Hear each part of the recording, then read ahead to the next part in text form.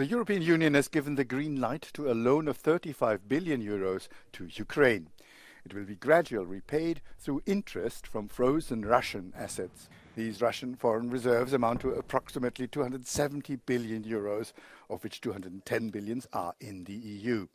The exceptional profits generated are estimated to yield between 2.5 and 3 billion euros per year. An initial agreement reached in June provided for the G7 to collectively provide 45 billion to Kyiv by the end of the year. In the end, the EU had to put more money on the table because Washington conditioned its participation on an extension of the EU sanctions against Moscow.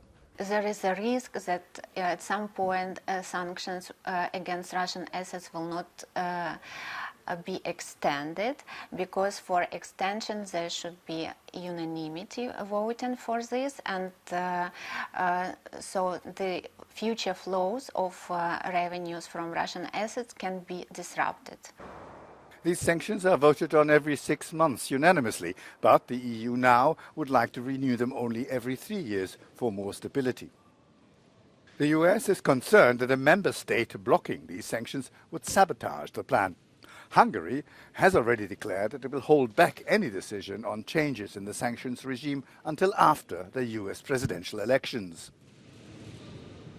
The United States, for example, might be considering a supplemental towards the second half of the year after the elections, but there is no guarantee that that might move forward. There's a lot of hesitancy.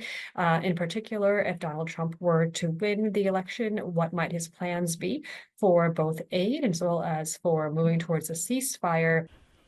Kyiv will be free to decide how these funds are used.